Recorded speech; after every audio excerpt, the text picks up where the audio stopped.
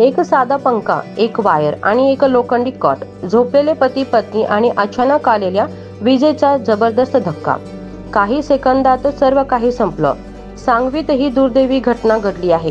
काळजीचा इशारा देणारी ही बातमी प्रत्येक घरासाठी महत्त्वाची ठरू शकते.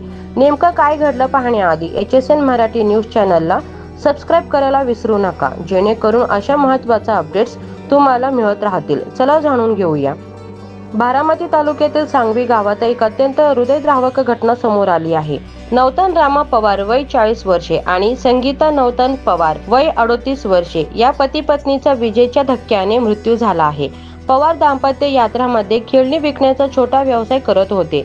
मंगळवारी रात्री ते नेहमीप्रमाणे लोखंडी कॉटवर झोपले होते. रात्री पाऊस आणि वाऱ्याचा जोर होता.